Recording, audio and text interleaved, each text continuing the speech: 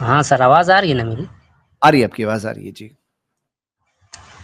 ہاں زید بھائی، ایک سوال تھا میرا جی کہ اہل حدیث عالم جو عام آدمی ہے اس کو تو مجتہد نہیں مانتی ہے نا، تو جب وہ عام آدمی جب سوال کرنے آتا ہے اہل حدیث عالم سے، اگر وہ اجتہادی اور اختلافی مسئلہ ہے تو اہل حدیث عالم حضرات اس کو فتویٰ کیسے دیتے ہیں اگر وہ اختلافی مسئلہ بھی اور اجتہادی بھی ہے؟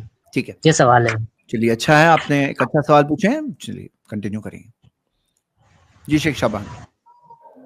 کیا ایک منٹ ذرا ان کا سوال کیا تھا؟ میں تھوڑا سمجھ نہیں پایا، کیا سوال ان کا؟ میرا سوال یہ ہے کہ وہ مسئلہ اجتہادی بھی ہے اور مجتہدین کے درمیان اختلافی ہے، ہاں تو ایسے میں اہل حدیث عالم حضرات اس کو فتویٰ کیسے دیں گے اس عام آدمی کو؟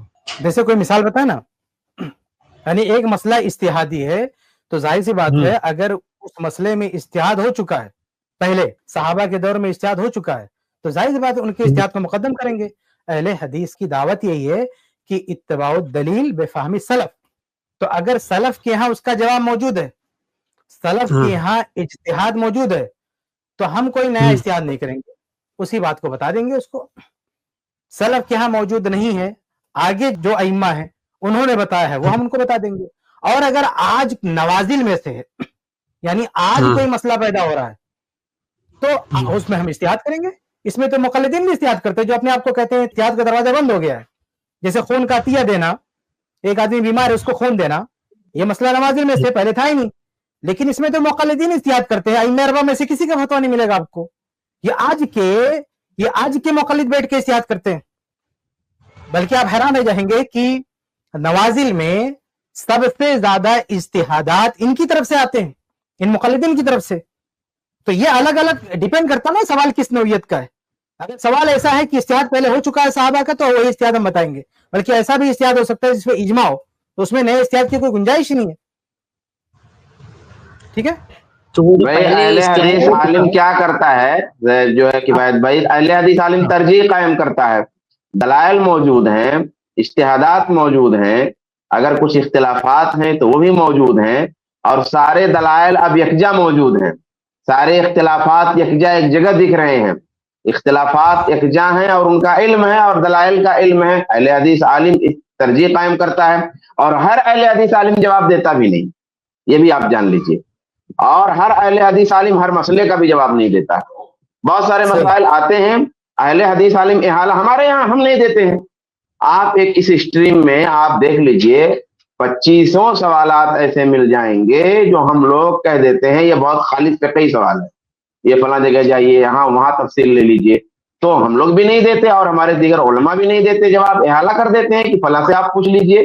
تو ہر سوال کا ہمارا عالم جواب نہیں دیتا، اور ہمارا ہر عالم جواب نہیں دیتا، اور جب جواب دیتا ہے تو ترجیح قائم کرتا ہے، نیا قول نہیں لے کے آتا ہے. اب آپ کو جو پوچھنا ہے پوچھیے. وہ جو پہلے اجتہاد ہو چکا ہے صحابہ میں اور سلف میں، تو جب آپ اس کو اس اجتہاد کو ماننے کا بولیں گے تو وہ اس چیز کا مقلد ہو جائے گا نا؟ نہیں مقلد جیسے ہوگا. پہلے وہ اجتہاد ہو چکا ہے، نہیں، ایک اب وہ منٹ قول اگر اپن پیش کریں گے تو وہ اس کا مقلد ہوگا نا، نہیں. سنو نا کیونکہ میری اس بات کے اندر سنو. اجتہاد کی صلاحیت نہیں ہے.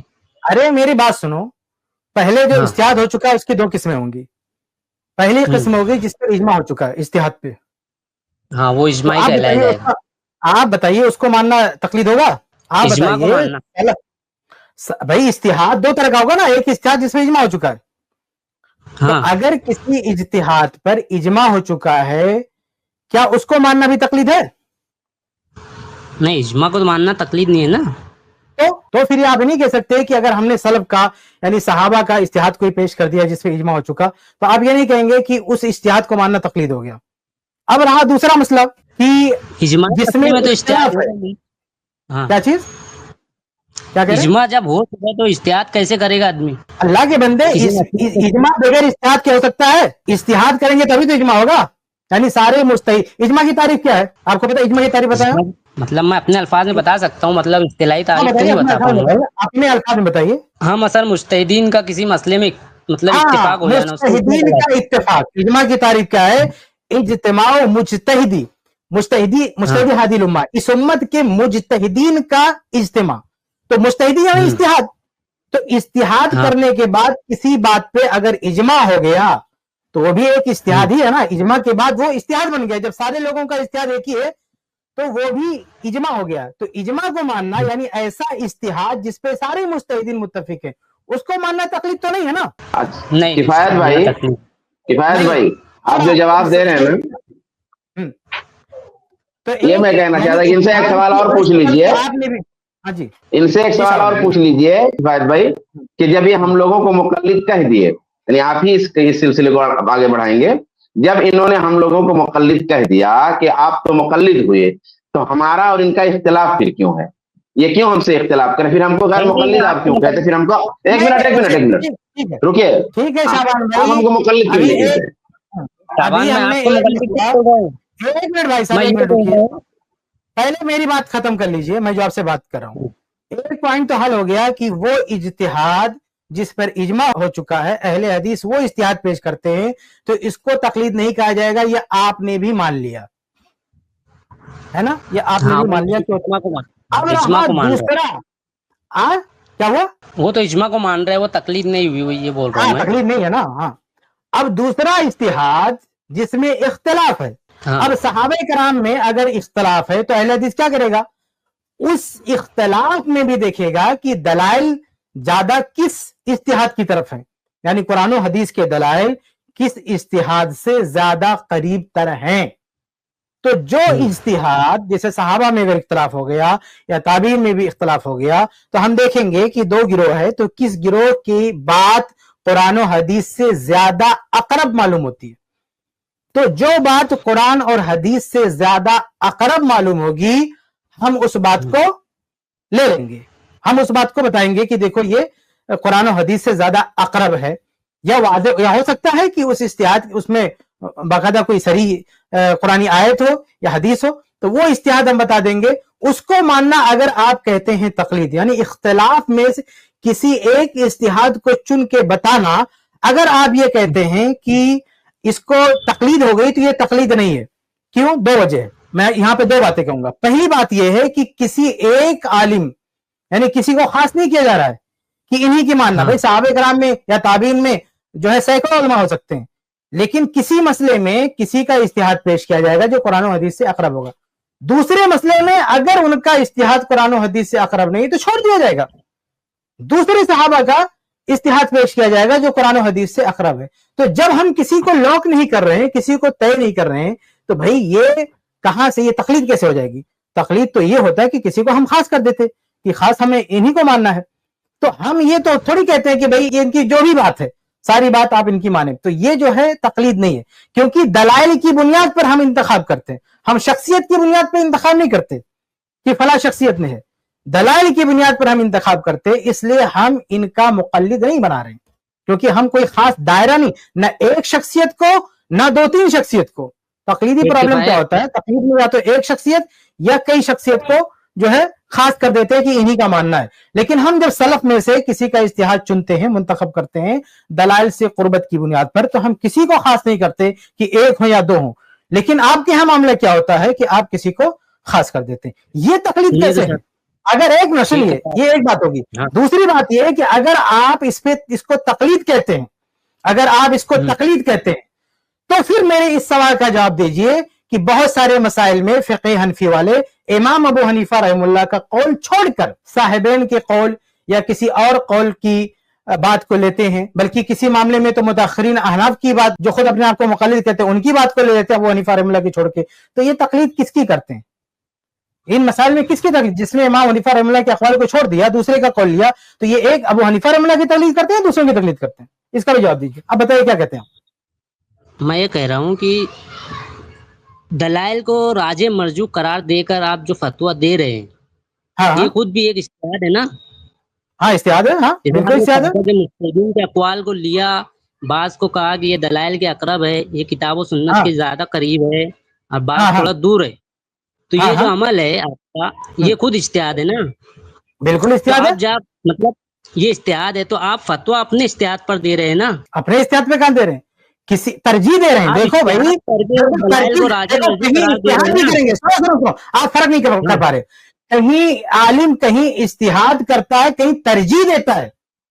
اگر اجتہاد کا جیسے نوازل ہے، جیسے نوازل کا معاملہ ہے، جیسے آج کل کوئی مسئلے پیش آتے ہیں، خون کا تجزیہ فلاں، یہاں خود کا اجتہاد کر سکتا عالم، اپنا اجتہاد. ایسے مسائل آ سکتے ہیں کہ ایک اہل حدیث عالم اپنا اجتہاد پیش کرے.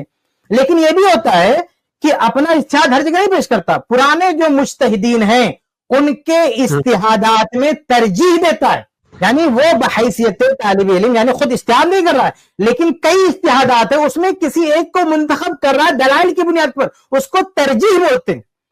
یعنی اجتہاد کی ترجیح دیتا ہے کہ یہ راجے ہے کہ یہ راجے ہے، وہ خود اجتہاد نہیں کر رہا ہے، لیکن دلائل کی بنیاد پر کسی ایک کو منتخب کر رہا ہے.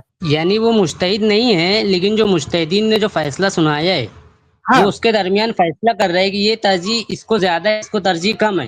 ہاں، دلائل کی بنیاد پر، دلائل کی بنیاد پر. جی جی. جو خود مجتہد نہیں ہے وہ مجتہدین کے درمیان فیصلہ کر رہے ہیں، مطلب ایسی بات ہے. فیصلہ نہیں کر رہا ہے، ترجیح دے رہا ہے. فیصلہ کرے گا خود اس کا اجتہاد ہو سکتا ہے، وہ ترجیح دے رہا ہے. اس کو آپ ایک معنی میں جو چاہے کہ لیں اس کو آپ، لیکن پہلے جیسے صحابہ کرام کے اجتہادات ہیں ان میں سے کسی اور کو چنے. اگر دو اختلاف ہے، اس کو دوسرے معنی میں کیا کہتے ہیں؟ ایک اصول ہے کہ لا یجوز احداث قول جدید، کہ کسی نئے قول کی بنیاد رکھنا جائز نہیں ہے. تو اگر دو طرح کا اجتہاد ہے، دو اقوال ہیں، تو ایک اہل حدیث عالم کوئی تیسرا قول نہیں لا سکتا، یعنی اس مسئلے میں تیسرا نہیں لا سکتا. انہی دو میں سے کسی ایک کو چنے گا جو دلائل سے اقرب ہیں. تیسرا یعنی کوئی نیا اجتہاد نہیں کر سکتا وہ، یہ باقاعدہ، بلکہ یہ تو تمام لوگوں کا متفقہ اصول ہے، لا یجوز احداث قول جدید، کہ نئے قول کی بنیاد آپ نہیں رکھ سکتے. پہلے سے جو اجتہادات موجود ہیں صحابہ کرام کے اگر دو رائے ہیں ان میں سے کسی ایک کو لینا ہے، کوئی تیسری رائے آپ نہیں بنا سکتے. کفایت بھائی ان کو ذرا بات آگے بڑھانے دیجئے. ایک منٹ، آپ ذرا بات آگے بڑھائیے. آپ کہنا کیا چاہتے ہیں ذرا کہیے تو ہم لوگ پھر اس پہ آتے ہیں. کفایت بھائی دھیان سے سنیے ان کی بات، یہ کہیے آپ اپنی بات. چلیں، میں یہ کہہ رہا ہوں کہ جیسے مجتہدین کے درمیان اختلاف ہوا ہے، وہ اجتہادی مسئلہ ہے نا، بالکل. اب ایک عالم اس میں ترجیح دے رہے ہیں، ان مسائل کو راجح مرجوح قرار دے کر، ترجیح دے کر ایک عام آدمی، ایک عام اہل حدیث مطلب عوام جو ہے اس کو فتویٰ دے رہے، ترجیح دے کر. تو وہ جو عالم ہے وہ خود اجتہاد کر کے اس عامی کو فتویٰ دے رہے اپنے اجتہاد پہ عمل کرنے کے لیے، اپنے اجتہاد پہ عمل کرنے کے لیے مجتہد. ایک منٹ، پہلے الفاظ مت بدلو، الفاظ اس طرح استعمال کرو. شیخ صاحبان بس ایک پوچھ لوں میں سے بات، یہی کام دیوبندی بھی کرتا ہے، حنفی بھی کرتا ہے، اس کے بارے میں آپ کیا کہتے ہیں؟ جو ہوتا ہے اس میں بھی ترجیح ہوتی ہے. ایک طرف ابو حنیفہ رحمہ اللہ کا اجتہاد ہے، ایک طرف میری بات سنو، ابو حنیفہ رحمہ اللہ کا اجتہاد ہے، امام محمد کا اجتہاد ہے، امام ابو یوسف کا اجتہاد ہے.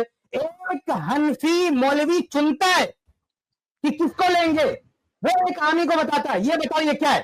یہی کفایت بھائی کس کا مقلد بنا رہا ہے؟ یہ جو چن رہا ہے اپنے مقلد بنا رہا ہے. آپ اس کے بارے میں بتاؤ نا. نہیں، وہ تو ناقل ہے. یہی میں ان سے پوچھنا چاہ رہا. نہیں، غلط بات. آپ دونوں ایک ساتھ بات کر رہے ہیں، مجھے سمجھ نہیں آ رہا ہے.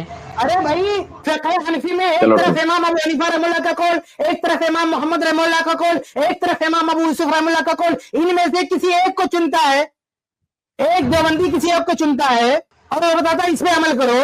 بتاؤ کس کا مقلد بنا رہا ہے؟ اپنا مقلد بنا رہا ہے کہ ابو حنیفہ رحمہ اللہ کا مقلد بنا رہا ہے، یا امام کس کا مقلد بنا رہا ہے؟ بتاؤ. وہ ترجیح نہیں دے رہے حضرات، وہ تو ناقل ہے نا. اگر وہ مسئلہ اجتہادی ہے نا، وہ مسئلہ اگر اجتہادی ہے تو وہ مجتہدین کے اقوال نقل کر دے گا نا. ارے کسی غلط بات سب پہ عمل کرو، آدھا چھوڑ دے گا، کوئی ایک بتائے گا نا اس پہ عمل کرو، کسی ایک کا وہی کہہ رہے ہیں. وہ مسئلہ اگر اجتہادی ہے تو وہ ایک منٹ، نہیں یہ آپ جو کہہ رہے ہیں نا، ابھی آپ بات کیجیے گا، میں پہلے اپنے سوال کا جواب لے لوں اس آدمی سے. یہ بتاؤ جو حنفی عالم کہتا ہے ابو حنیفہ الگ، امام محمد الگ، امام ابو یوسف الگ، اس میں سے کوئی ایک چن کو دیکھتا ہے یہ لو اس پہ عمل کرو، تو اپنی تقلید کروا رہا ہے؟ آپ یہ بتائیے. اپنی تقلید نہیں کروا رہے، مجتہدین کی طرف پھیر رہے نا. وہ خود اجتہاد نہیں کر رہے نا، راجح مرجوح قرار نہیں دے رہے نا. وہ خود اجتہاد کر رہا ہے، وہ اہل حدیث یہی کام کرے تو اجتہاد کیسے کر رہا ہے؟ وہ اہل حدیث عالم جو ہے تو وہ ترجیح دے رہے ہیں نا مجتہدین کے درمیان جج بن کر. وہ بول رہا ہوں میں. اچھا یہ جو فقہ حنفی کا دیوبندی حنیفہ کا لینا ابو یوسف کا، یہ جج نہیں بننا ہے.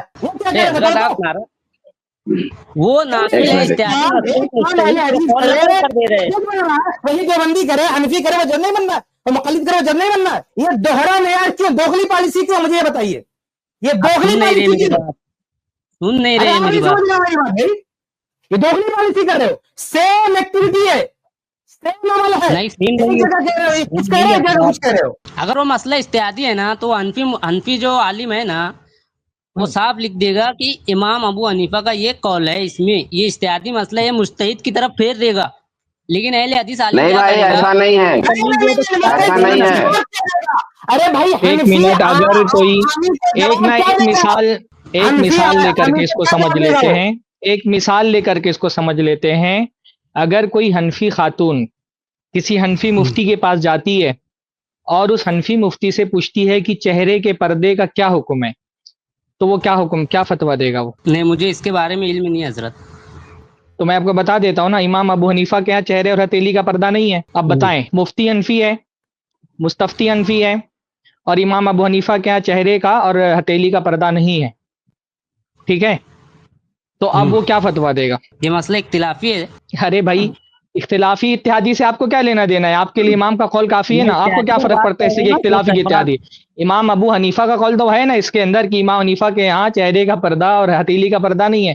اختلافی اتحادی سے کیا فرق پڑتا ہے مقلد کو؟ اس کو تو اپنے امام کا قول چاہیے نا.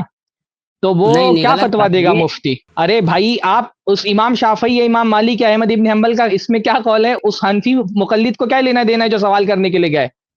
حنفی مفتی کو پتا ہے کہ اس مسئلے میں امام ابو حنیفہ کی رائے یہ ہے کہ چہرے اور ہاتھ کا پردہ نہیں ہے, اور وہ مفتی جو آیا ہے وہ مفتی بھی حنفی ہے اور وہ مقلد بھی حنفی ہے.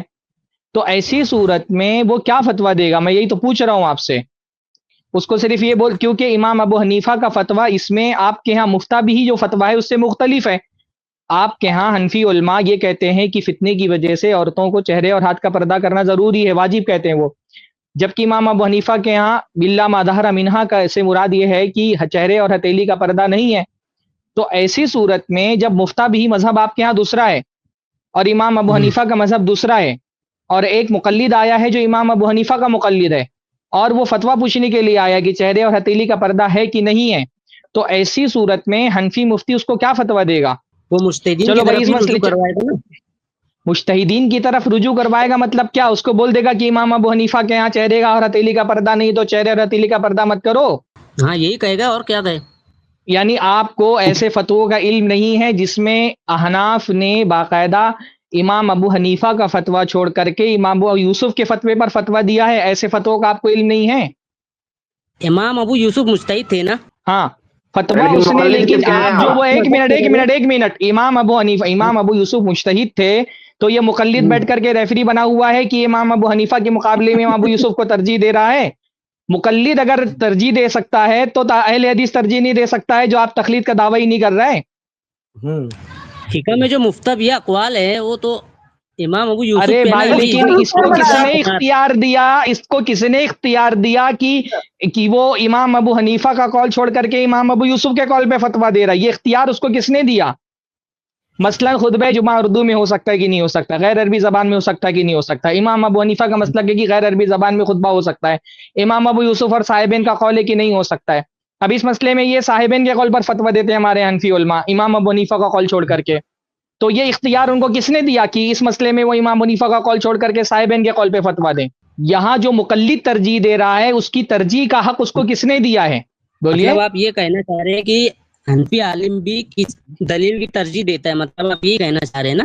آپ جانے کی ترجیح کیوں دیتا ہے آپ حنفی ہیں؟ آپ بتائیں, ترجیح دلیل کی بنیاد پر دیتے ہیں, کس بنیاد پر دیتے ہیں آپ؟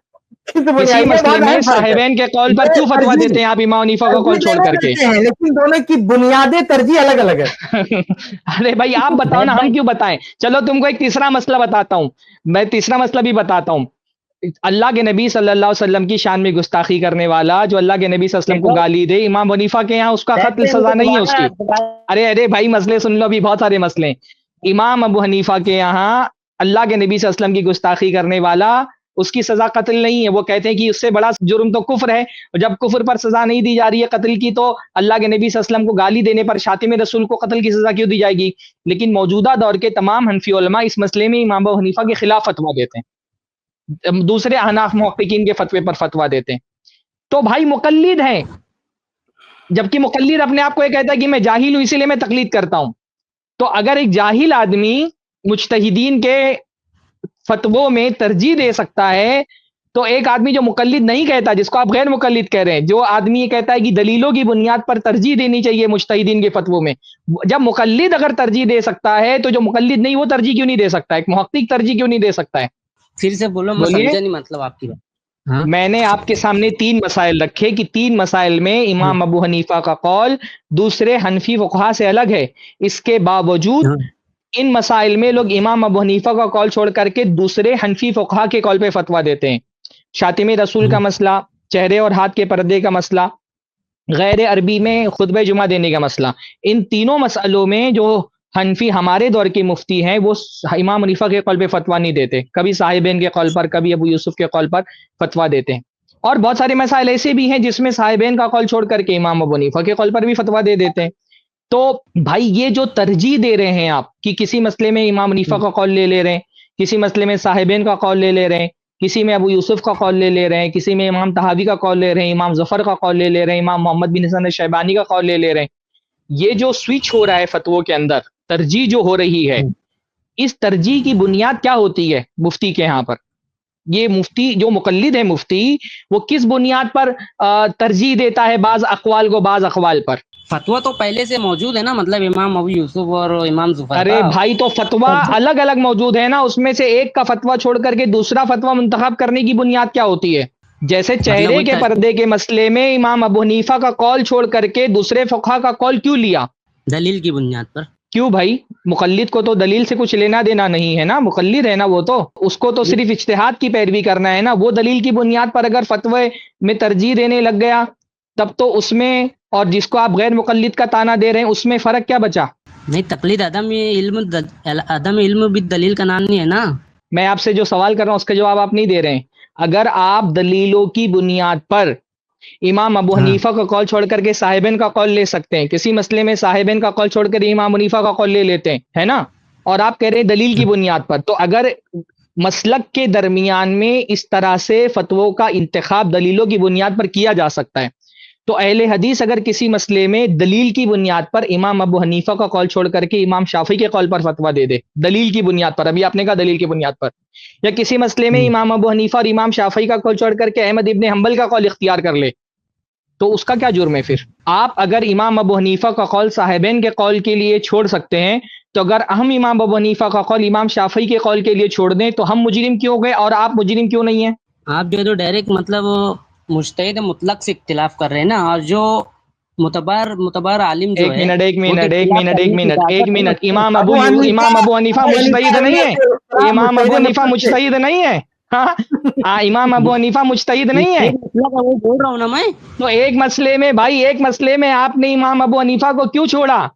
آپ صاحبین کے قول کی وجہ سے امام ابو حنیفہ کو چھوڑ رہے ہیں، تو امام ابو حنیفہ بھی تو مجتہد مطلق ہے، تو آپ بھی تو مجتہد مطلق سے اختلاف کر رہے ہیں۔ نہیں، امام شافعی مجتہد مطلق ہے، اگر امام ابو حنیفہ کو چھوڑ کر غیر مجتہد فی المذہب کو لیا جا سکتا ہے، امام یوسف کو، تو مجتہد مطلق کو چھوڑ کر مجتہد مطلق کے اجتہاد کو کیوں نہیں لیا سکتا؟ امام شافعی کو مجتہد مطلق ہے، یعنی مجتہد مطلق کا کون نہیں لینا ہے، مجتہد مطلق کو چھوڑ کر مجتہد فی المذہب کا لے لو، اور مجتہد مطلق کا لینا جرم ہے۔ واہ بھائی واہ! نہیں، میں تو سمجھنے ہے نا، مجھے کچھ ایسا کچھ اعتراض نہیں ہے، ایسی کوئی بات نہیں ہے۔ بہت اچھی بات، وہی تو ہم سمجھا رہے ہیں۔ اب تک نہیں آپ سمجھنے والی بات کر رہے تھے میرے بھائی، اب تک آپ سمجھنے والی بات نہیں کر رہے تھے، سبحان اللہ۔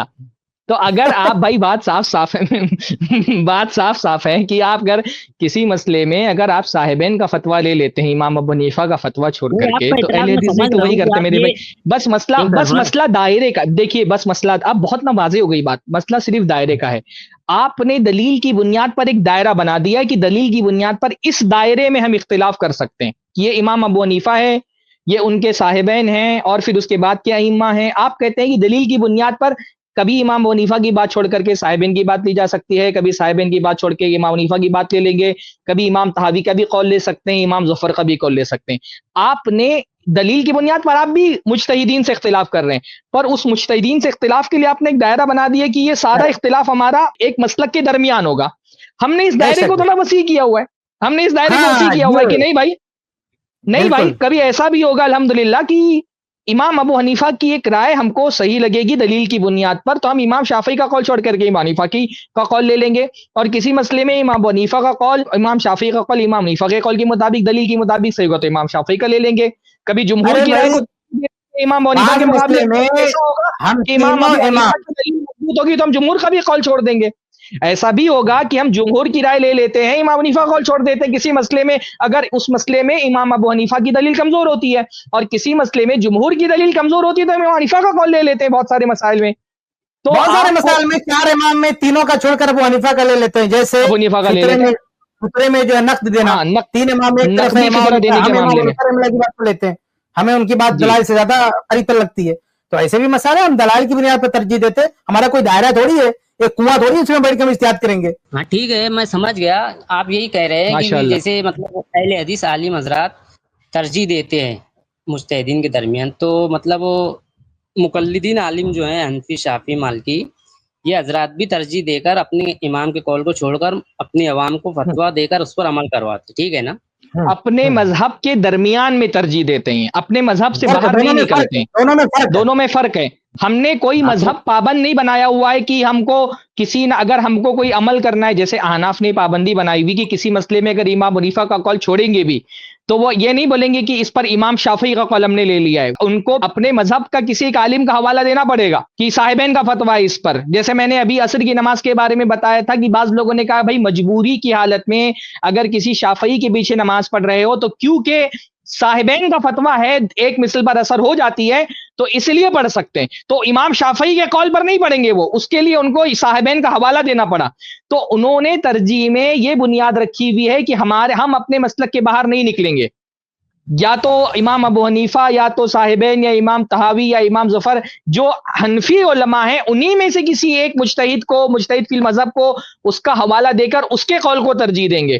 ہم یہ کہہ رہے ہیں ہمارا جو ترجیح کا دائرہ ہے وہ آپ کے مقلد والے دائرے کی طرح محدود نہیں ہے، ہم نے اپنے آپ کو کسی ایک مذہب میں سمیٹا نہیں ہے کہ اگر ہم کو حنفی مذہب کی طرح کوئی ایک مذہب میں اگر قول نہیں ملا تو ہم پھر اس کے باہر نہیں جا سکتے، ہم نے یہ نہیں کہا کہ ہم حنفی مذہب کے باہر نہیں جا سکتے، بلکہ ہم نے اپنے آپ کا دائرہ وسیع کر کے رکھا ہے کہ دلیل کی بنیاد پر جو بھی بات کرے گا، اللہ جو حضرت امام مالک رحمہ اللہ نے فرمایا نا کہ ہر آدمی کی بات لی جا سکتی ہے اور رد کی جا سکتی ہے الا صاحب هذا القبر، سوائے صاحب قبر کے یعنی اللہ کے نبی صلی اللہ علیہ وسلم کے، تو ہم نے یہی بات رکھی ہے کہ بھائی ہر آدمی کی بات لی جا سکتی ہے، رد کی جا سکتی ہے، اللہ کے نبی کی بات نہیں رد کی جا سکتی، اللہ کے نبی صلی اللہ علیہ وسلم پر ائمہ کے اقوال کو پیش کیا جائے گا اور جو بات رسول اللہ کے قول کے موافق ہوگی وہ لے لیا جائے گا اور جو رسول اللہ کے قول کی موافق نہیں ہوگی اس کو چھوڑ دیا جائے گا، تو آپ نے ایک مذہب کی پابندی کی ہوئی ہے، ہم ایک مذہب کی پابندی نہیں کرتے۔ ٹھیک ہے حضرت، میں سمجھ گیا، پھر اگلے ہفتے انشاءاللہ بہت بہت شکریہ، بارک اللہ فیکم، بہت خوشی ہوئی کہ آپ سمجھ گئے میرے بھائی، بہت خوشی ہوئی ہم کو، بارک اللہ فیکم۔ السلام علیکم۔ یہ اعتراف بہت کم لوگ کرتے ہیں ماشاءاللہ، اور ہم آپ کی اس فراخ دلی کا مطلب بہت خوش آمدید کہتے ہیں اور اس فراخ دلی پر آپ کو مبارکباد پیش کرتے ہیں کہ آپ نے یہ مان لیا کہ آپ سمجھ گئے انشاءاللہ تعالی۔ باقی اور کوئی آپ کو کنفیوژن ہو تو اگلی اسٹریم میں انشاءاللہ تعالی بات آگے بڑھائیں گے ہم لوگ۔ بارک اللہ فیکم، جزاکم اللہ خیر۔ اس کلپ کی فل ویڈیو دیکھنے کے لیے ہمارے چینل پر ضرور آئیں۔ آئی پلس ٹی وی نے ایک نیا یوٹیوب چینل شروع کیا ہے جس کا نام ہے آئی پلس ٹی وی اختلاف کا حل۔ اس چینل پر صرف اختلافی مسائل پر ویڈیوز آئے گی، لیکن دلائل کے ساتھ اور بھائی چارگی کے ساتھ۔ آپ کو میں دعوت دیتا ہوں کہ آپ بھی ہمارے اس چینل کو سبسکرائب کریں، ہماری ویڈیوز کو شیئر کریں اور نوٹیفیکیشن آئیکن کو آل سلیکٹ کریں تاکہ آپ کو ہماری ویڈیوز کا نوٹیفیکیشن مل سکے۔ جزاک اللہ خیر، والسلام علیکم ورحمۃ اللہ۔